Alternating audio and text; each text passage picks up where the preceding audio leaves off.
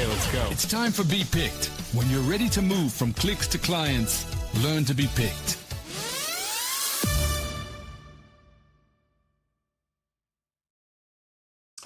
Welcome to Be Picked. We are the podcast that helps professional service providers learn about how to build their practice and sustain a thriving practice as they go forward. We bring you episodes from experts all around the globe who can help share their expertise.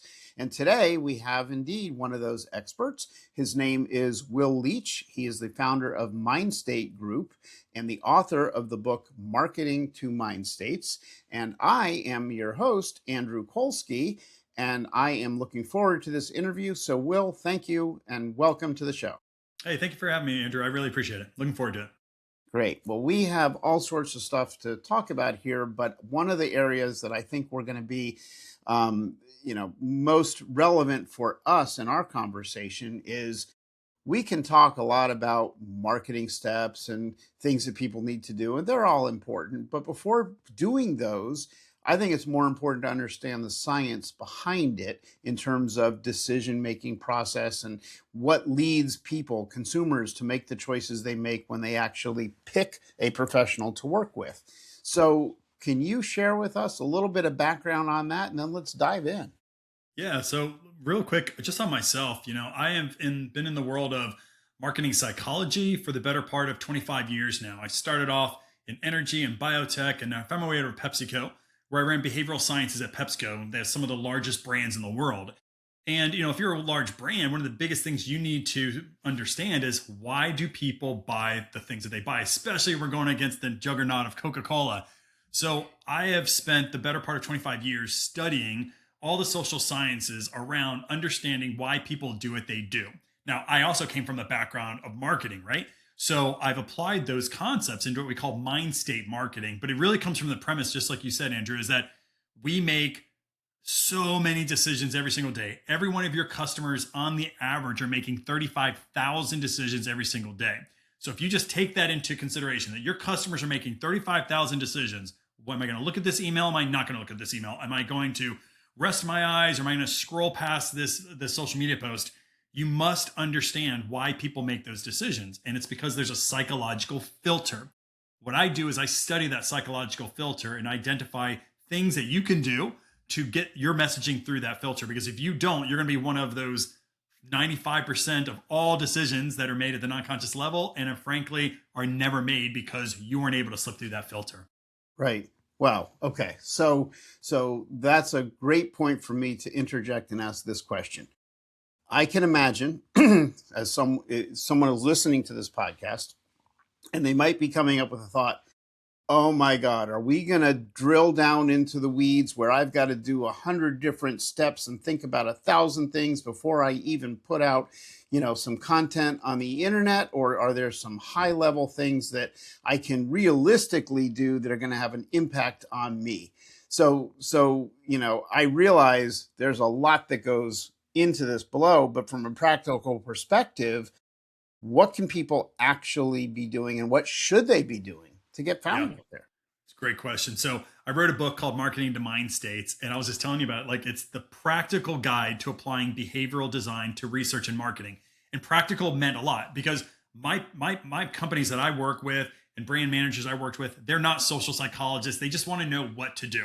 I'm going to tell you there are 4 things, just 4, that you really must understand about your customer. And if you can understand these 4 things, I promise you, you can make better sales calls. You can message better. You can trigger them to be more excited about your products. And it just comes down to 4 different social sciences. Okay. And you want to share those 4 things with us? I will. The first thing you want to do, always, is understand what people's goals are. It's something that comes out of science called goal theory. And there are only 3 types of goals. There's these functional goals, and these are the goals that you already know about your customers. My customers say that they want something cheap or they want something fast, or it's those things that your customers tell you all the time in your review data. Those are great things you should know. But frankly, those are the most superficial things you should know about your customer. Functional goals. More importantly is what we call emotional goals. And that is really, how do people want to feel when they get your service, right? So if you're a lawyer, out there, you may understand that yes, you have great legal practice, you bill regularly, all these great things that they're going to ask you for. But what you need to understand is how do they want to feel? They may want to know that you are competent because they want to feel like they're making a good choice. So they may desire to feel competence. And then the best thing you should know is what's called aspirational goals. Aspirational goals are who do they want to become?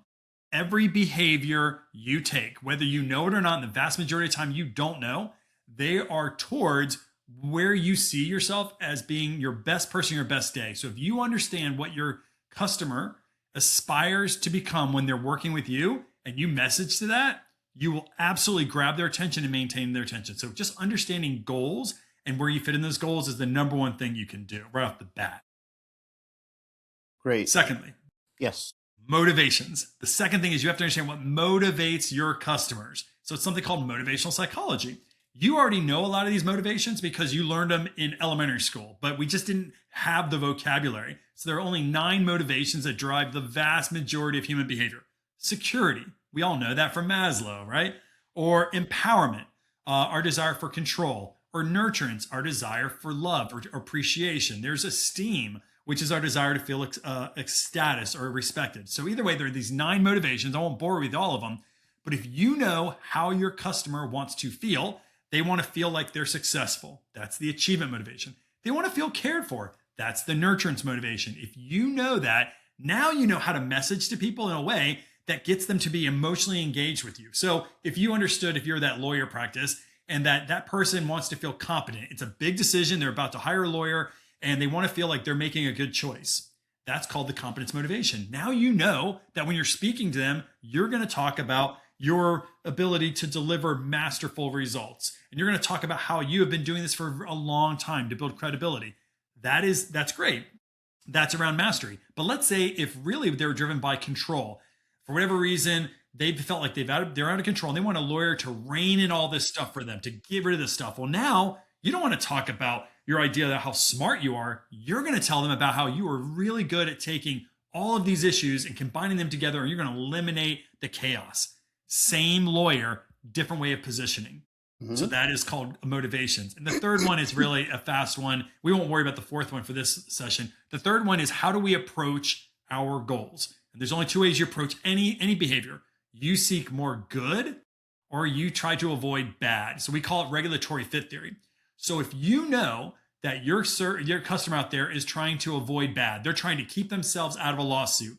Well, now you need to message in that way because that's the intuitive thing they're looking for. So you're not going to talk about here's all the advantages you'll get when you're working with me. That's something called optimistic language. You're going to use cautious language. Here are all the ways I'm going to keep you out of trouble.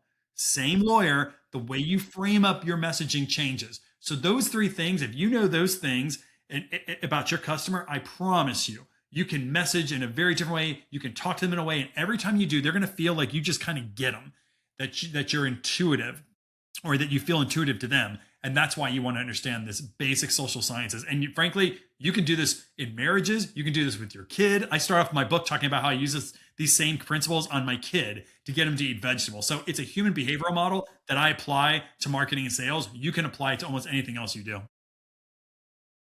Okay. So wait, so that was 2. That was 3. So goals, motivations, and the approach. Oh, the approach. Okay. Yep. And then number 4. The 4th 4 one are biases. Okay. And that's if you came to me and you said, Will, listen, this lawyer needs to right now, they got to make a sale in the next hour. What do you do?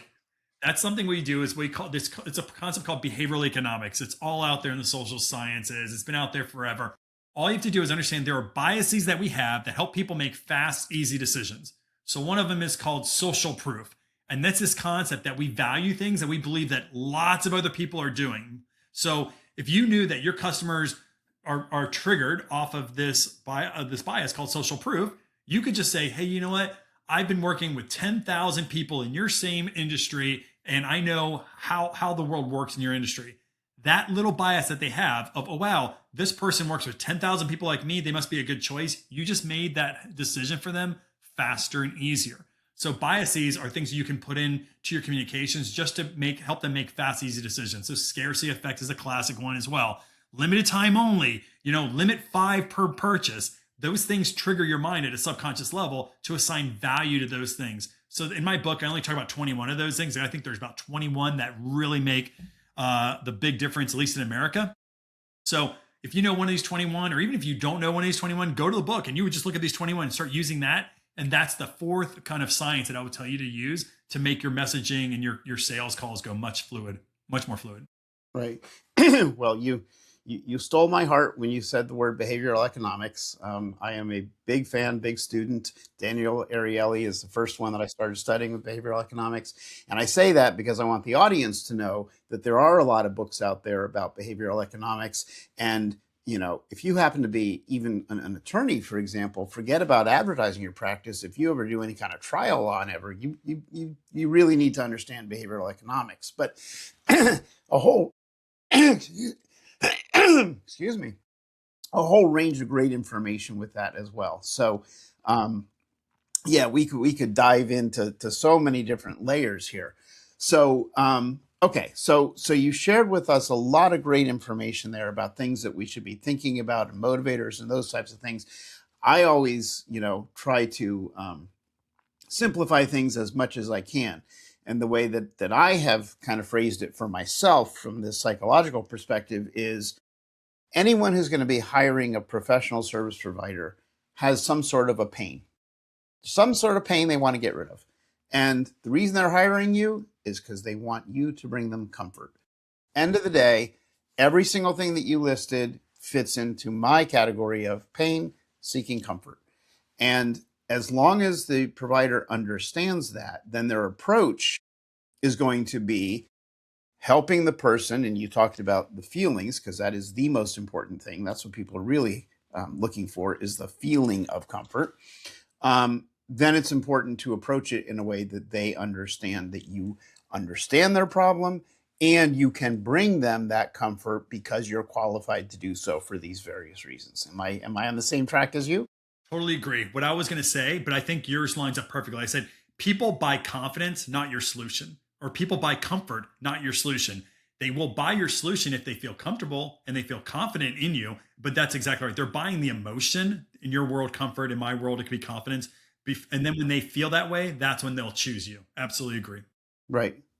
Okay. So that gives us a great background of what everything is built upon here. But now let's go back to the question, which is the listener is trying to do this. They're trying to run their practice. They're trying to stay above water with, hiring decisions and all sorts of things that are going on. Where do they start in reality to apply some of this stuff? What's going to give them the biggest bang for the buck to get started? Yeah. The first thing I'll go back to is that goals idea, because it doesn't matter if you have emotionally resonant messaging if you're not speaking to people's goals. Because if you don't speak to your customers' goals, your clients, what they want in their life, then your messaging will never resonate. In fact, they won't even see your messaging. That's from a biological perspective. So the first thing you must do is just, and I don't want to say use the word market research. Sometimes you can just literally have a conversation with yourself and your intuition. If you've been a lawyer for a while, if you've been in another service industry, understand, just write on a sheet of paper, what do my clients want from me? That's called those functional goals. And you can just list them out, write them as fast as you can, just list them all out. Then what you want to do is take that list and say, collectively, why do they want those things? That gets you that higher order goal thing that I said. So you say, okay, they want these 5 things. They want me to be a fair value. They want to be competent. They want me to return phone calls within 2 hours, whatever they, I don't even care. It needs to taste great. My food needs to taste great. Fine. Write those out and then say, why are those things important? And just use your gut. And then when you do that, when they say something, well, let's say if it's a restaurant and they say, well, if you give me a lot of variety of food, the food is great tasting, it's at a good value. And they say, collectively, why are those important to my customers? And they say, well, because then I can bring my whole family in. That's the higher order goal. That's emotional. Now say, well, what if I can get you, why is it important for you to be able to bring your family to a restaurant? Just ask that question twice. Why is it important to you? Why is it important to you? That gets you to that aspirational goal, that thing that I told you about that drives all human behavior. What that is then it says, well, if I can get my family to eat at the restaurant, we can feel connected because frankly, my family's all over the place and we get a moment once a week to feel connected. When you were in if you were in the business of connecting people versus serving really good burritos, you're in a different hemisphere of your competitors. That's why you want to know their goals. So just say, what are the goals that people want? Why is that important to them? And then if you got that, why is that important? I want you to then build messaging around that goal, that higher order aspirational goal. In that case, I want to be the father that has a solid family that is able to connect with his family in these crazy times. Message to that. That's a really, really important thing you should be doing. Well, let me jump in here on that connected piece, because this is something that I know to be true for myself, and I'm curious for your comments on it. So you were talking about a restaurant, a restaurant having good food, good value, good quality, so on and so forth. And sure, if I go to a restaurant and I really enjoy the food and it's a good price, well, that goes on my list of I want to return here. But I can also think of restaurants that I've been to that the food was okay. There was nothing wrong with it, but it wasn't like, 5-star, I gotta have this. But the service made me feel like I was part of the community in there. The wait staff was friendly, understanding, attentive, uh, talkative, but not too much. And I would find myself going back to that restaurant, not because of the food, but because of the connection. What's going on there? I love it. So you tapped into that second module called motivational psychology. So when we go after our goals, and I just told you a bunch of these goals, really there are feelings that you want, which can sometimes override your goals. So let's say if I want a cheap meal, it's got to be cheap, but then you get bad service. Your goal really wasn't being driven by being cheap. If you didn't go there again, actually your goal was to feel respected or valued or appreciated, which is a great condition. It's a great motivation. So what you did is you tapped in your example. We call that the belonging motivation. There's only 9 motivations. Belonging is one of them. That's our desire to feel aligned, accepted, and connected with others, right? So we will find that actually a lot of service companies, that connection is really important. Like there's a lot of services out there, counseling service, things like that. They want to bring people together, and that's feeling of connection. But there's another one called engagement. Actually, we see restaurants oftentimes are delivering the engagement motivation, and that is our desire to feel fully captivated in the moment. So music, theater, sports, restaurants live in this world called the engagement motivation. So what happened in that space is that really what you're buying was that emotion of feeling engagement and captivation. Again, if you know that motivation, now you know, okay, so how do I design a restaurant where I can make sure that people feel very welcome when they come in? Well, you would start training your staff to instantly recognize people that have come in on their second time. You could do little things. I've even seen a book on this where you give somebody on their first try, you have the staff come and say, is this your first time trying this? It's yes. You go tell the manager it's their first time. Manager comes over with a little card that says, hey, next time you come here, here's cake on us. That small little thing makes that person feel recognized. They makes them feel appreciated because the next time they come in, they get a free cake. And when that person comes in and redeems the cake, the general manager, the manager of the restaurant knows the person redeeming the cake. That's his cue to come over and say, thank you so much for coming back over. And especially if you wrote on the back of their name or back of the card, Greg, you'd call them by Greg or their name. That's how you bring that feeling of acceptance. So when you know these things, you can just think about your whole service, right, Andrew? And say, how can I make this person feel that they're connected with us and they can connect with others? It becomes a totally different service offering when you know what motivates them. Right. Wow. Okay. So yeah, I mean, as you're talking about it, I can think back to experiences that I've had with different restaurants and service industry locations.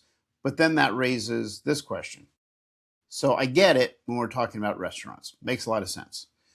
But if I'm an attorney or a doctor or a dentist or a chiropractor or mental health counselor, these people haven't walked into my office to order food. They've never walked in. They don't know me. I've never met them. I don't know anything about them. The only way that I'm going to actually meet them would be if they, set up an appointment to come see me for something. So how do I, if I've never met them and, I don't have any connection yet, how do I apply that to me? So what you're going to have to do, and it's not easy, by the way, but there are activities in the book that help you get there. So I want you to know that whenever your customers talk to you, whether it's a review of you after they've had your service, or maybe when they're setting up the appointment, or maybe when they first walk in, your doctor, and they first walk in, I want you to know that everything that they tell you, it's like poker. They are giving you tells into their emotions. They are. You just got to condition yourself to read these tells. So let me give you some ideas here. So if you ask somebody, first off, the first thing you want to do is always recognize that your customer is the hero of their story. Let me describe what this is. So the idea here is that imagine from birth, when you first opened your eyes, when you came out of your mother's womb, you were the center of attention, and you will be the center of attention until the day you die. Every morning you wake up and the world is coming into you. Recognize that our whole lives, we're the center of attention. So you need to talk to your customer. The first thing you need to do if you're a doctor and somebody comes in is realize, one, that they are thinking only of themselves and that they are the center of their attention. So you need to first come say, gosh, great to see you. Tell me what's going on in your life, and let them just talk. And what you can do when you have people talk, they will give you tells. I'm not really good at doing this off the cuff, but let's say it was a doctor and it was in the psychology space. Let's say it's a psychology for some counseling, and they're giving you a conversation. Well, here's what's happening. My wife and I have been drifting apart a little bit. I'm ashamed a little bit about how I've reacted the last couple of years. I've seen us there. I'm getting to the point where I really want to make a difference, and I think I need some help. They have given you tells. First off, that they feel like they've lost connection. Andrew, we just talked about the belonging motivation. You should go, okay, this person right now desires to feel affection from their wife, and that they want to feel community with her again. You just now uncovered the two motivations that are driving their desires. And the reason why you want to know that is because if they don't get a good feel, if you immediately go to another motivation, say, well, we've got to get to a place where you're feeling more respected about yourself.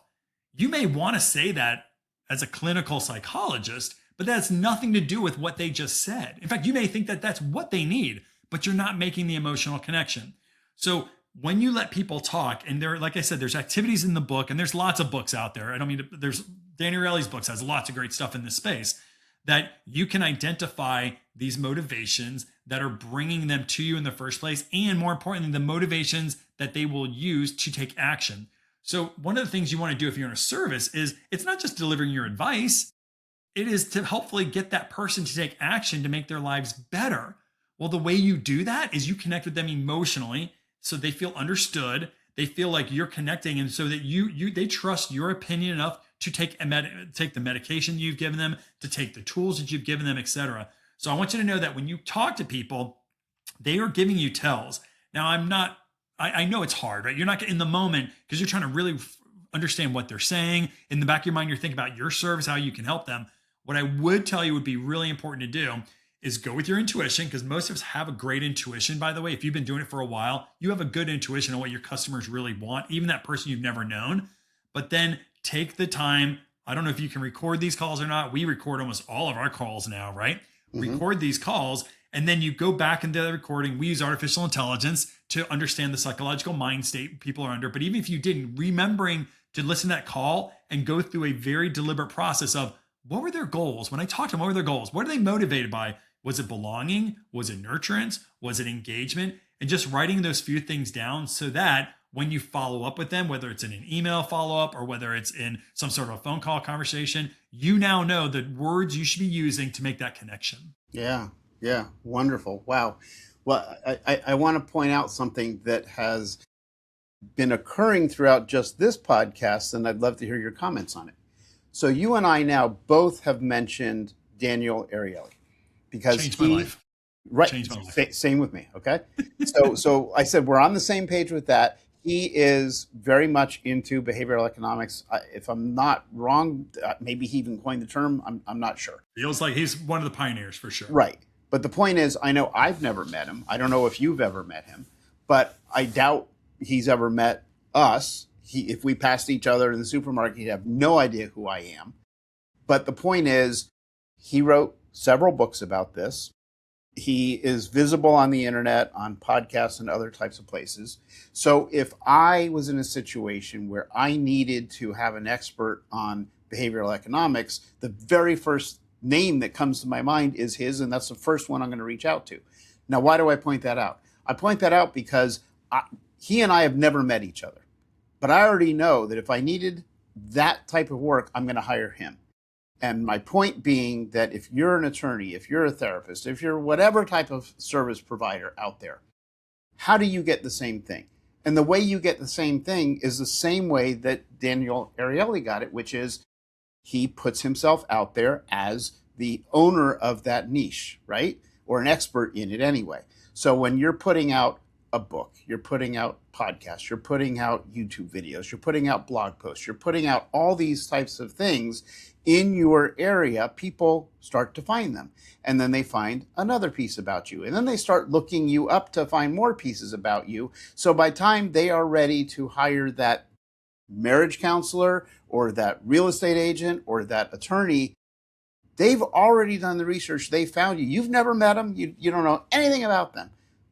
But when they're ready to do something to get that emotional connection that you're talking about, they've already made the emotional connection with you and you've never set eyes on them.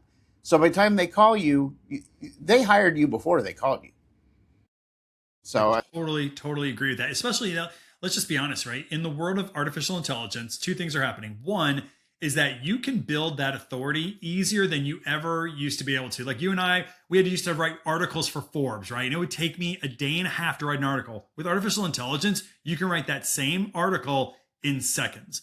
So first off, you should be building authority, and it's never been easier. Now, I would also suggest that that authority comes from your brilliance out there. You have skills and you have a point of view that nobody else in the industry has. You may not know you have, but you have a point of view. So what you can do with artificial intelligence is take your unique point of view. And this is very easy to do with artificial intelligence. We won't go into it, but you can actually be interviewed by your AI tool to get your point of view. And then you can say, hey, whenever you write an article, I want this point of view to always come across. Why that matters is that if you don't have your point of view, then you're competing against lots of other lawyers, lots of other psychologists, lots of other plumbers out there that can talk all day long about plumbing, but they not through your point of view. The second reason why that's important for everybody is that people are not searching like they used to search. It used to be you'd go to Google, right, Andrew? You just go to Google and say, where are the top lawyers in my area? Fine. And Google was really good based upon your authority, how many articles you had out there, and all the books, anything that you're writing to build authority, your posts on LinkedIn, etc., and it would rank you. Now, with artificial intelligence, it's slightly different. Artificial intelligence is not giving your readers a long list of lawyers. It's telling them, here is the top lawyer in your area. How does it do that? Well, a lot of people it's unsure exactly how the models work, but I will tell you that it looks for a couple of things. One is authority. Are people and are you writing out there? Because if you're not writing a lot out there, it's not going to pick you up. So right. You have to get content out there. Second thing you have to do is have a point of view. So if you're writing general things about here are the top 5 things lawyers should be thinking about or divorcees should be thinking about, that's interesting, but it's so many people are writing that. But if you have a very specific point of view, GEO is more likely, AI is more likely to grab that information and bring you to the top. So there's lots of people you can talk about, but you are absolutely right, Andrew. People are they're buying that solution before they ever pick up the phone with you. In almost all cases, they want to confirm they're making the right choice. Right. So that's why they want to talk to you. And that's why you want to understand their mind state, right? So that when they talk to you, like, yeah, Andrew, I had a good feeling about him beforehand. And he backed up everything he said. That first part, they already had a good feeling about you, happened before they ever went to your office. Yeah. And I just want to point out to people that, there's another piece to this, which I find important. In my book, I talk about it. I call them ticks. Now, I define that in the book. I'm not going to tell you what it is. Buy the book and you'll find out. But here's what a tick does, okay? If you start putting content out, there's this thing called the Bader-Meinhof recency effect, which is if I were to say to you, all of a sudden I've started to see a lot of yellow cars on the road, you would start seeing yellow cars everywhere. So if I tell you, put out a blog article or put out a YouTube video or put out a LinkedIn post, you're going to write it, but inevitably when you're writing it, even if you're using AI to help you and you're tweaking it, your vocabulary that you use to talk about something is going to have some uniqueness to it, different from the way that I would talk about the same concept. And my point is that as you start putting more content out, you use your vocabulary. Somebody now watches your video, reads your blog, whatever it may be, and they hear some word, some phrase that you use, and let me look that up. I want to know more about that. They start looking it up. What do they find? They find more of your content because you're the one that uses that phrase in that way.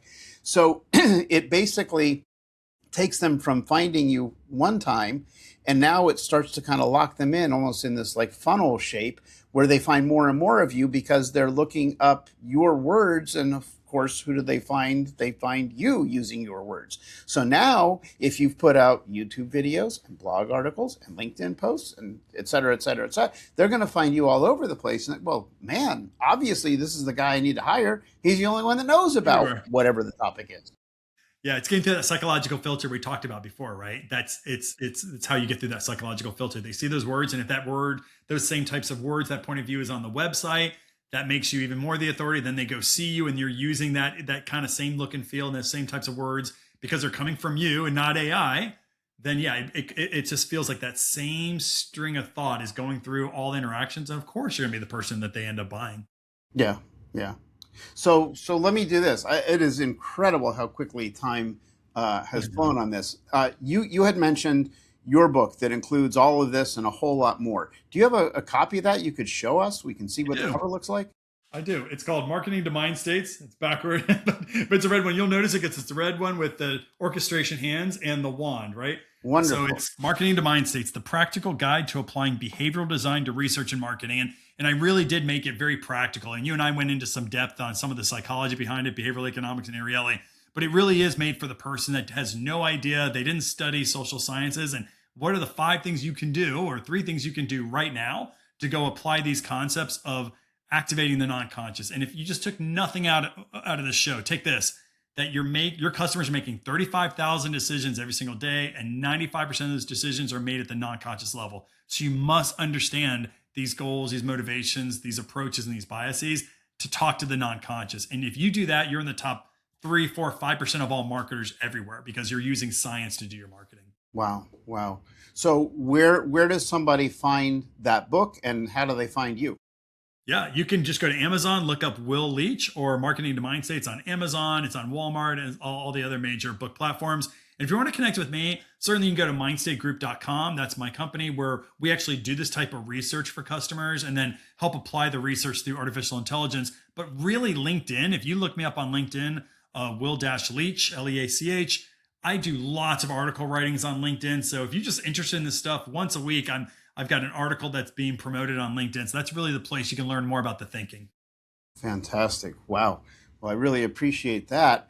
For those of you, I mentioned that I've got my book. I don't think I even said the title of it. The title of my book is called Left of Trust. All the stuff that happens before someone trusts you and how to build that. Mine is coming out in September of this year, 2026. But it's available for pre-order currently off of Amazon. So to find this full podcast, to find a blog about this podcast, other information, just visit us at www.bepicked, which is BE-PICKED.com, and you'll find all this material and all of our other podcast episodes. And we put out a new podcast every week. So we've got great experts like Will here who are going to share with you things that you never thought about or didn't know how to do. And they will tell you what's going to be most effective for you and, where to be spending your time and where to be spending your money. So, Will, I give you the last word. Yep. It's not as scary as it sounds. You're probably doing a lot of this stuff anyways, but if you just go through a couple of activities, really simple things you can do that come from the book and just from any of these books that we've been talking about, look up behavioral economics on Amazon and you can become a really strong marketer in sales for your company without understanding the vast majority of the things that these social scientists have learned, but just apply these concepts and see what it can do for you. Excellent. Well, thank you so much for joining us, Will, and thank you to the listeners for listening. And we look forward to seeing you all on a future podcast of Be Picked. If you are enjoying this content, please like and subscribe. Thank you.